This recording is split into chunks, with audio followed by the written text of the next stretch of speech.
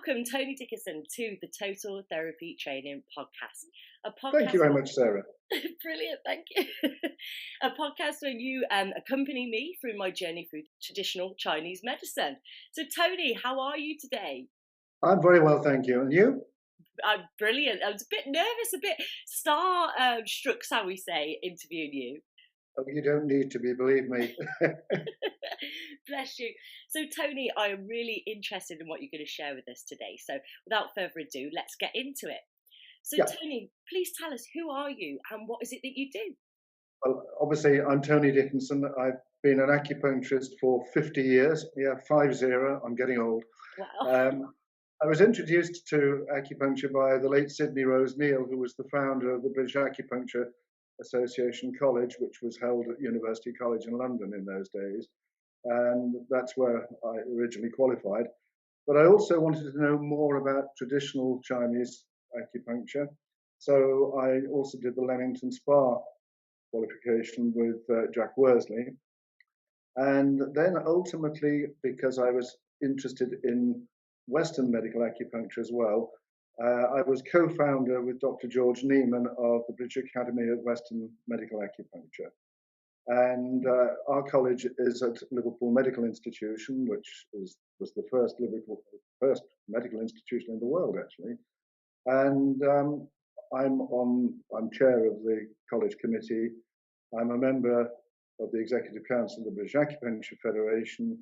And in between times of running a busy practice, I write international thrillers as well and have a New York publisher. Wow.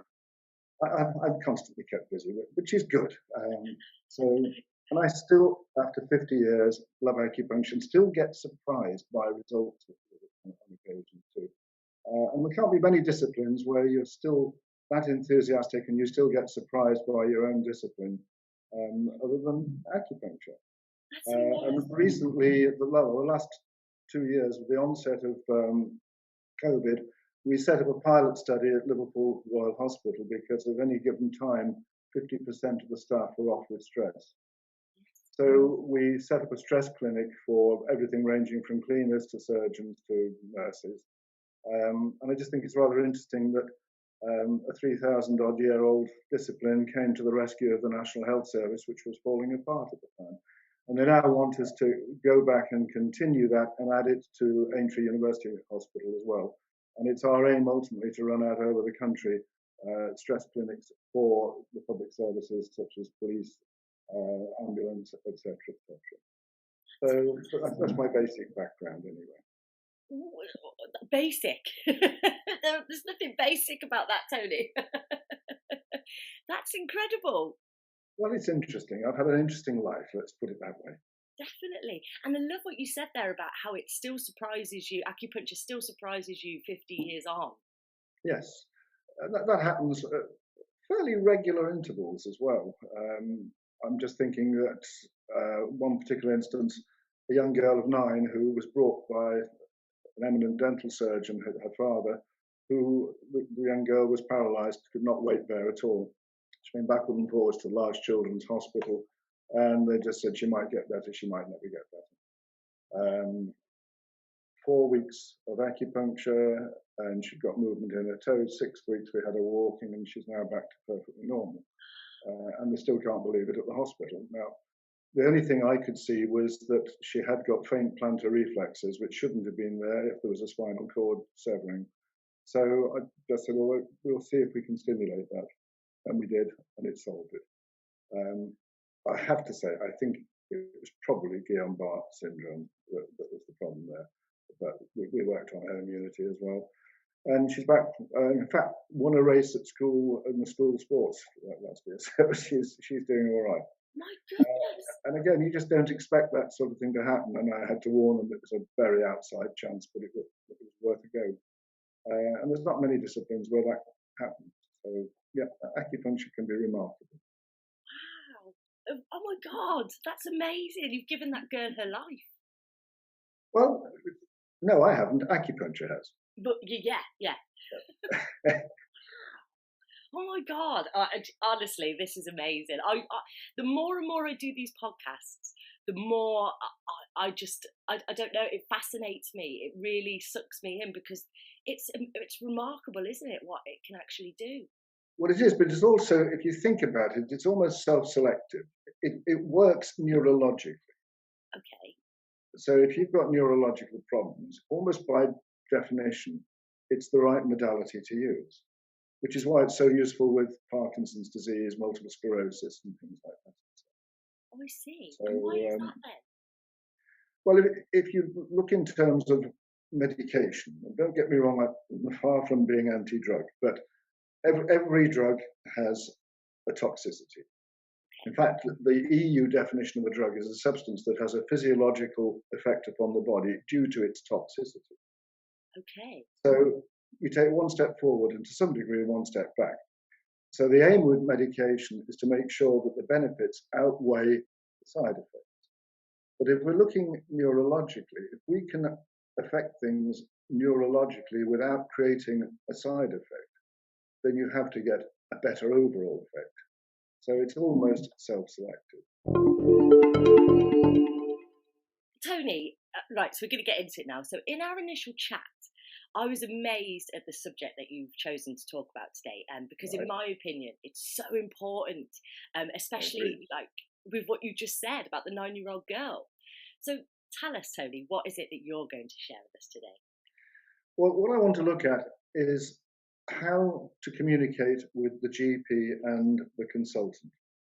Because so often I hear from complementary practitioners in all fields, not just acupuncturists, that they never get any referrals from GPs or consultants. And my normal question is, well, how often do you refer back to a consultant or a GP? And frequently there's a deafening silence. And I think it falls into an us and them situation, and it really shouldn't be. Because acupuncture is not alternative medicine, it's complementary medicine. Where we're at our most effective, they're at their least effective. And where they're at their most effective, for instance, acute infections and things like that, we're at our least effective. So one complements the other, or ought to, but most of the time it doesn't. And what I tend to find when I talk to a lot of complementary practitioners is that they're talking in their own discipline if they do contact the GP. Now, GPs and consultants are trained as medical scientists. And what I find is that effectively, if you like, as an example, the therapist, complementary therapist, is talking Swedish and the consultant is talking Italian, and they're the two shall meet. And if we're going to move forward, we have to talk the same language.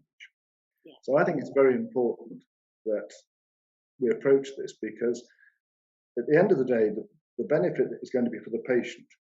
If the GP or the consultant knows what we can do and we recognize what they can do, and let's get away from us and them, and let's work together for the benefit of the patient.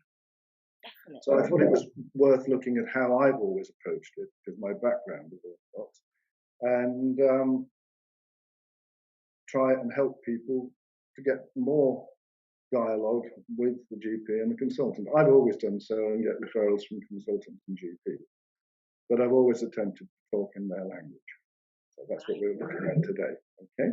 Yes. How does a practitioner of TCM talk in a GP's language? Well, I think first of all is to look at the things that you shouldn't do, because I hear from TCM practitioners who say that they've had a patient come to see them for consultation, and they've, I think quite correctly, contacted the GP, and they've said that Mrs. Roberts has come to see me at such and such an address, who is a patient of yours. May I have your permission to treat Mrs. Roberts? Now that is an absolute recipe for disaster, because clause 6 of the General Medical Council rules state that if a GP gives permission, then they are taking responsibility for that treatment and any consequences if anything went wrong with the treatment. So no GP is going to say, yes, I'll give you permission to see Mrs. Roberts. Yeah. On the other hand, if they say, well, she's come to see me, do you have any objection to me treating her? The GP is entitled to say, I have no objection. They're not taking responsibility. So that's the first thing. The next thing is that often, particularly if it's a female GP, a female complementary practitioner, who treats perhaps a lot of other women, it's quite nice that they've got a nice mauve or rose pink correspondence and so on. But that immediately is anathema to the GP, because if he gets a letter from a consultant, it's boringly black and white with the name of the consultant on the top, etc. So I'm always saying, look, by all means have nice, pretty stationery for your patients, but take the trouble to print a different letter heading if you're going to converse with a GP or a consultant. It just doesn't wash otherwise. I see. Next, also try and talk in their language. So if you're going to say we're talking about yin and yang, immediately the mist comes down. And yet they're perfectly happy to talk about hyper conditions and hypo conditions. So let's talk in their language. Talk in terms of hyper meaning sedating or hypo meaning stimulating. Talk about meridians, they go blank. Why not just use terms like neural pathways? That's something they understand. Yes. And, you know, I treat quite a lot of patients who are having chemotherapy for cancer. And as you'll be aware, that acupuncture can be really good at reducing nausea and vomiting. Well, it's no good saying to them, I'm going to use triple heater 5 and heart constrictor 6. No. But if you say to them, you've almost certainly heard of seasickness bands and so on, which have been proven to be very effective. Well, I use similar points to that, and it has an effect on vagus activity, and as a result, we can make life a lot more comfortable for the patient. And they don't have to then rely on antiemetic drugs on top of all of the medication that they're taking. Now, at that point, as a medical scientist, that makes sense. Fine, yeah. So you've got to start talking in their language, not accepting to talk in your language. And I have run several courses for complementary practitioners on how to converse and so on. And I bring up redacted case histories and so on and say, right, well, how would you approach that? 9 times out of 10, they're going to approach it in a way that the GP or the consultant are just not going to understand. So it's not much point then in saying, well, I never get any referrals if you're not communicating. So I think that's the first thing I would say. Well, also, if we look at some of the terms that are used, I blame some of the colleges for this. Some of the terms that are used, for instance, I had one a little while back who was an aromatherapist. And the comment was that they'd written to the GP and said that they wanted to treat the patient with a view to purifying their blood with essential oil. Now, the first thing that's going to happen there, the GP is going to say, well, if their blood isn't pure, they're suffering from sepsis. For God's sake, you know, this is ludicrous, and in the bin it goes. Now, if on the other hand they'd said, right, it's an established fact that a number of essential oils which have been used for hundreds of years are really effective at supporting the immune system. And that's what I want to do for Mrs. Jones. Well, that makes sense to the GP. I see. So I think you've got to talk in their terms. And unless you're prepared to do that, you are not going to get the link that you want. And let's face it, we want them on our side, not against us. Yeah. But I think it's extremely important. And also, you know, I remember going to a conference in London years back, and it was an eminent speaker who stood up and said, our patients are being poisoned. Our first job is to get them off their drugs. And I was horrified. And at the end, when it came to question time, I requested that the chairman dissociate the meeting from the comments of the speaker, and there were sort of gasps of shock horror. And so I'd like to know that if the speaker does drop with a cardiac arrest in the street, and is taken into a coronary care unit after being defibrillated, is he going to refuse any medication? And secondly, what am I supposed to do with my insulin-dependent patients when I've taken them off insulin? Yeah. And there was a deafening silence, and I was escorted out. But Oh, this sort of talk is dangerous, and it just mustn't happen. But you also get inbuilt bias too. I was giving a talk at a large local hospital about acupuncture, and it was specifically on pain relief. And there were mainly anaesthetists and physicians, and there was one particular anaesthetist who was renowned as being decidedly rude.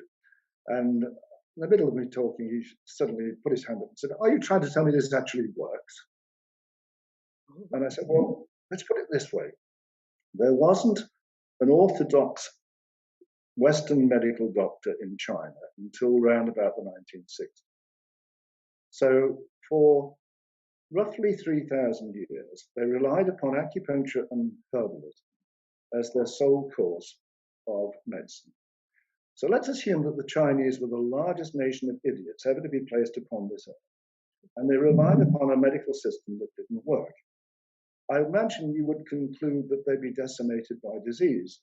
Sort of nodded, and I said, well, in case you haven't noticed, they've got rather a large population, and the whole place just burst out laughing, and that put him down. But you're always going to get individuals who have inbuilt bigotry and bias, and the only way around that is to consult them, with facts.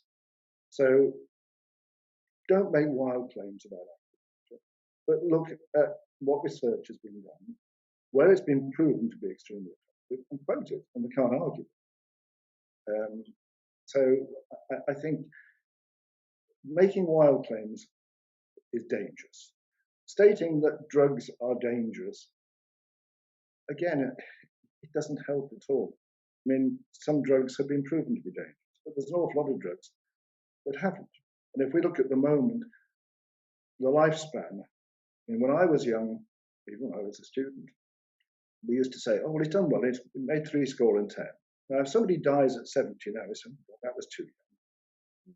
Well, a lot of that is due to drugs. From the point of view, antihypertensives, statins, which have stopped people from having heart attacks and strokes in the way that they used to have. So nowadays, 70, that's terrible. But even in my 20s, we used to talk in terms of, well, they made 70. So you can't rubbish Western medicine, no. nor should we. There are failings, and we can do things better than they in certain areas.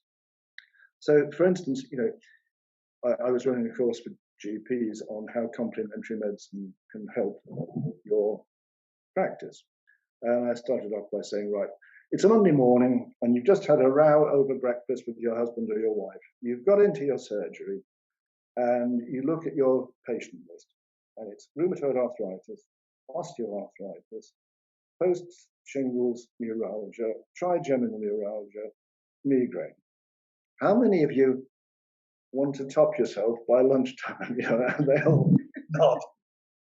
I said, well, if I saw that list, I'd be thinking, great, I'm going to have a good chance of success here. And you see the lights go up, really? So I then look at redacted cases and go through them with them, And one classic one, which I brought up with them, a patient of mine who asked me if I would see her mother, who was an 81-year-old lady. And she was a very smart lady, and she'd come up to stay with her daughter, local to me, driven up, and she'd had dinner that evening with her daughter. The following morning, the daughter called up to say that breakfast was ready. She said, I'm on my way down. The next thing, she had a terrific thud in the hall. She went out, and her mother was non-responsive, collapsed on the floor. Fortunately, the daughter, 3 weeks before, had done a first aid in the workplace course.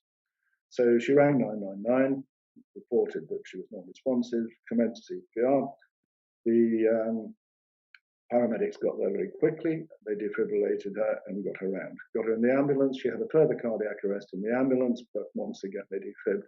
Got her into hospital, got her on a drip, and she survived. Now, when we looked at what had happened, she had been suffering from fairly mild osteoarthritis of the spine, but it was painful. So the GP had put her on Voltarol retard, anti-inflammatory, which had worked fine, but it upset her stomach. So put her on lansoprazole for her stomach, and she had one of the unusual side effects that does happen occasionally. She had severe headaches with it. They put her on cocodamol for the headaches, and that caused constipation. So put her on lactulose for the constipation, and it didn't work. So she went back and he gave her a more powerful laxative, but she didn't take it because she was driving up to her daughter's from Hertfordshire. She took it that night when she went to bed, and it worked plus in the morning before she came down. And then effectively she died because she had a cardiac arrest. Yeah. Now, if we look at what had happened there, nobody knows what the cocktail effect is of that group of drugs. But plus the fact that powerful laxative meant that she lost a lot of fecal fluid and her sodium potassium levels went haywire, so her electrolytes. Fortunately, there was a quick defibrillator there. If there hadn't been, that was it. She had 2 cardiac arrests, so basically she died twice. In reality, as I said to the GPs, she didn't die twice. She was killed twice. Yeah. Killed because of the medication. Now, if we look at it, how many of you have put out that regime of drugs? And there were nods all around. Pardon me, caught my breath. So we said, well, let's look at it. With acupuncture, we could probably have given better pain relief for that osteoarthritis. She wouldn't have needed all the visits to the doctor, all the different prescriptions, the ambulance, the hospital, etc. So when you look to the cost of that, then ridiculous. Acupuncture would have been a far better. And we then look at redacted cases and start to look at what we could do, because most of them haven't got a clue what we can do. Yeah. And if they can be educated in what we can do, then you're not going to get patients who land up with that regime and land up dead or severely ill. They're not going to be as busy, and we can take the load off. And what I try and point out to them is that, look, we are at our most effective where you're at your least.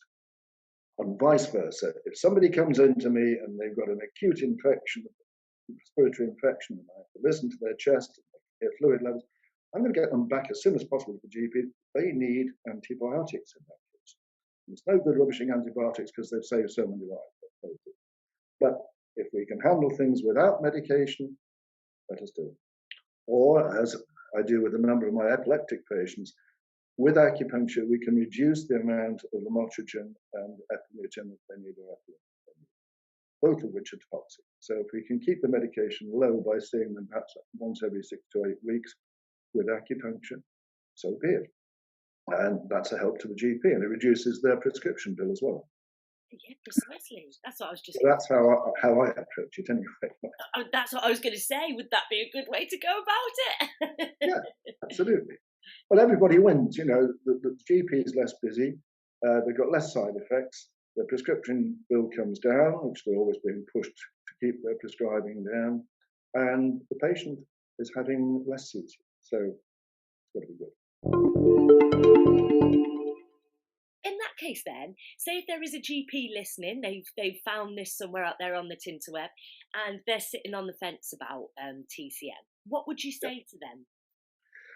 I'd say that if we look at the fact that it's been going for 3,500 years, there has to be something in it. Yeah. And if we look at the fact that nowadays we understand the neurology and the biochemistry of it, that we can demonstrate that in terms of pain relief, it increases the output of both endorphins and enkephalins as well. We're then starting to talk in their language that they understand. We're looking at the biochemistry of it. It is not some freaky thing. And if we look at, some of them will say to me, what's this business about meridians? And I say, right, if you look at the work that was done at Chicago University by the neurophysiology department, they postulated that between the sympathetic and the parasympathetic nervous system, there is an overload system. And the overload system is a pathway of low electrical resistance. which we call meridians.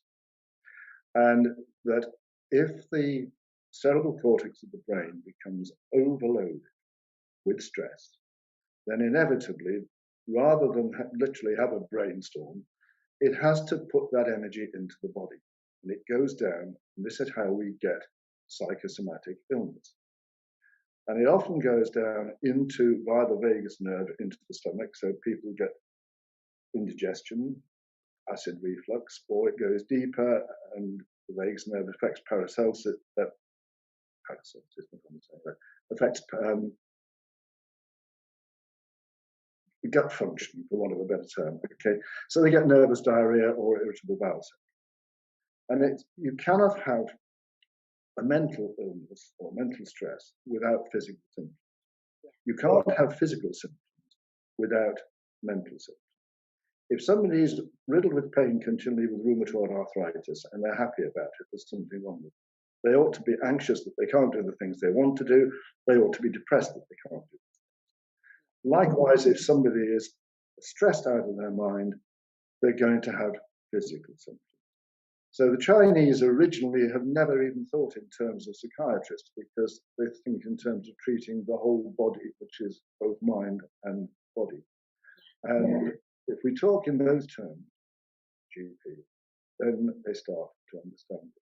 But you need to look at the fact that, you're looking at an overload interlinked system between the two, which also makes sense of things like referred pain.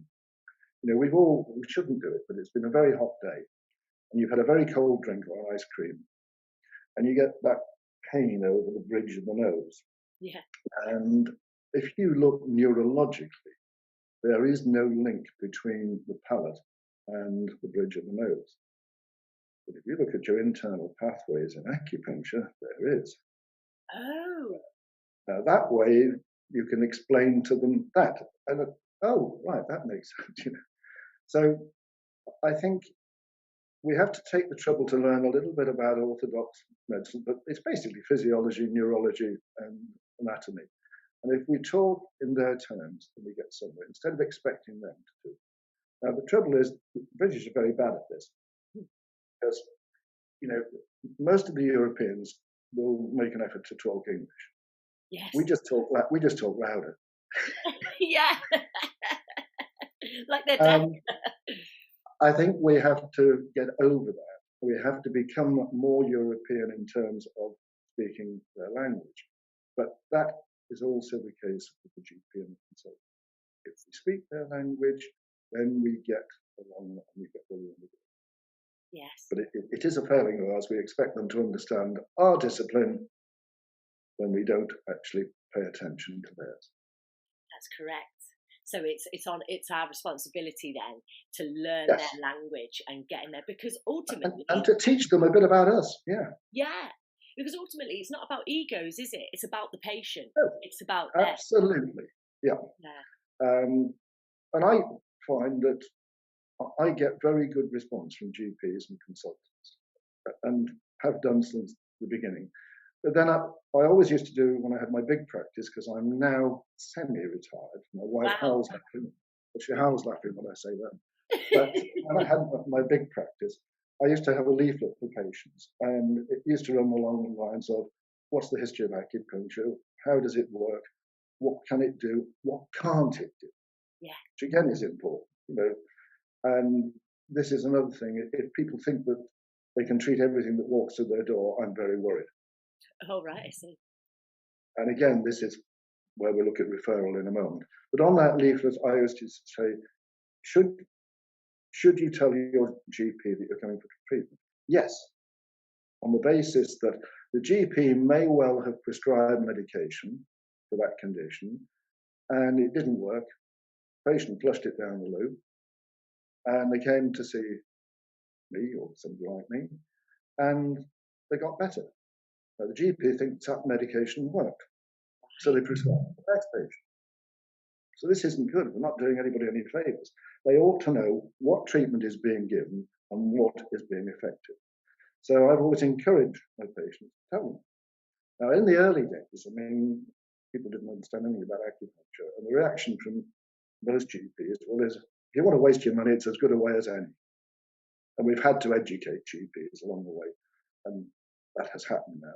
Now, it's interesting now that just about every pain control unit in the country uses acupuncture, and a lot of physios do as well. So it's coming into the orthodox field, but 50 years ago, it was quite a battle. But I think, again, it's a matter of education. As I was saying, that if we look in terms of referrals, one of the things that's really important is to recognize when you shouldn't be treating something. Obviously, reportable disease, notifiable disease, you don't report. But I had a good example last year. A patient of mine that I'd seen on and off for years with chronic epilepsy. We got her medication at a very good low level. And she'd come in for one of her regular treatments, which was roughly every couple of months. And it was winter time, and as she was taking her sweater off to get ready for treatment, I noticed that she was out of breath. And I said, "Right, you're way out of breath." She said, "Yes, GP said I've got asthma. He's given me a Ventolin inhaler." So I said, "Oh, right.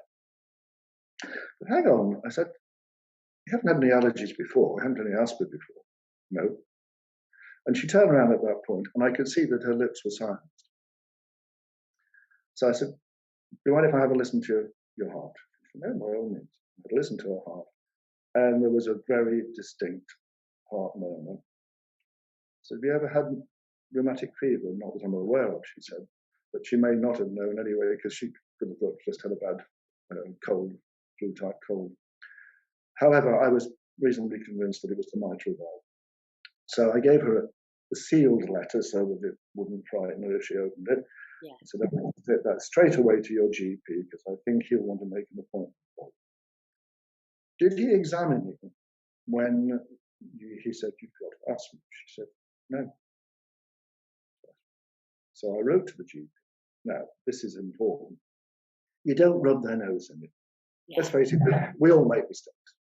So I said, but having treated her, as he was probably aware for many years, I was concerned that she was very breathless on arrival, and noticed that her lips were silenced. So auscultation showed that she'd got a heart murmur. I was suspecting mitral valve, although she didn't report any history of rheumatic fever.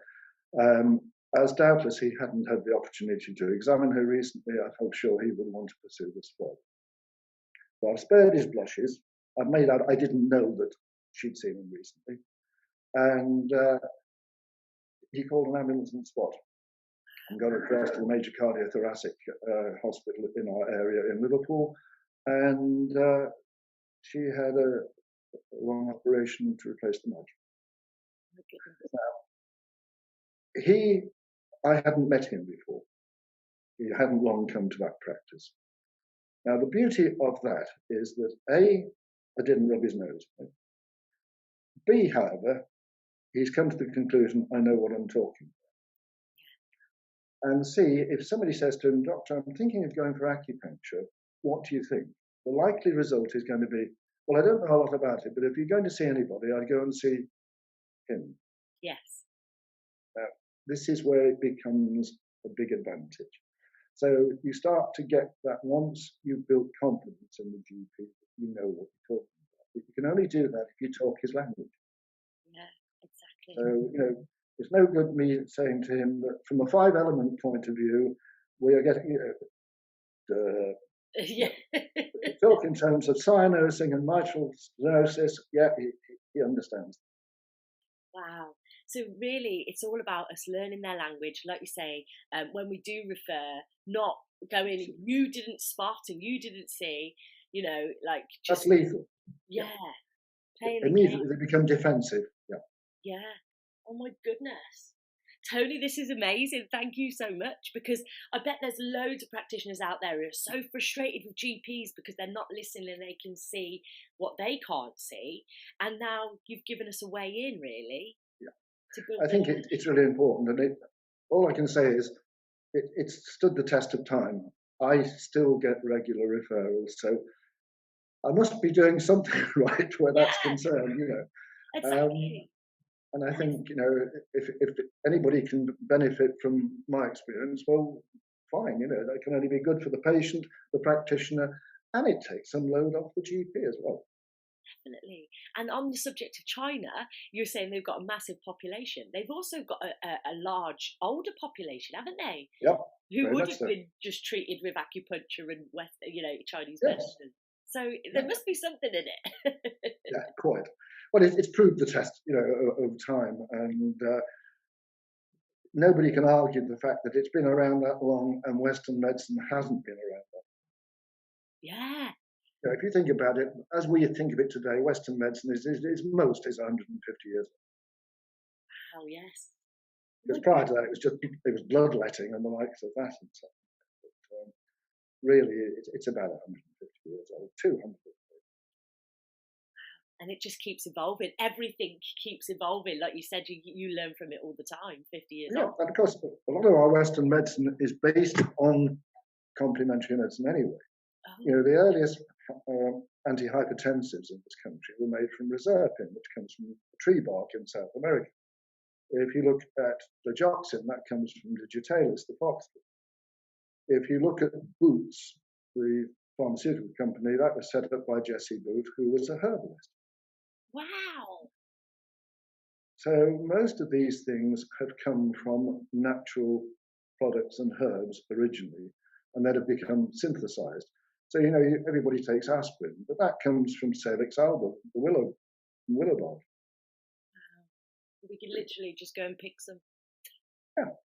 And, in the country, it was always the herbalist. And even when I was a child, my mother took me to the chemist, the pharmacist first.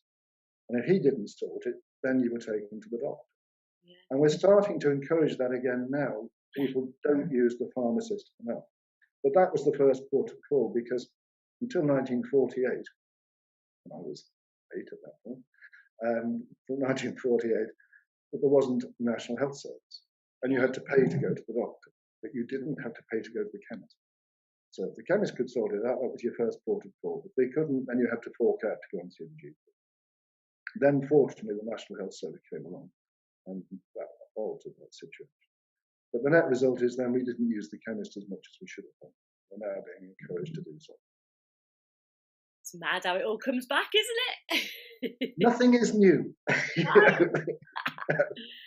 Okay, well, thank you so much, Tony, for your knowledge and experience. I'd love to have you back on to talk about the stress clinics that you're doing. How would you feel? Yeah, by all means. Yep.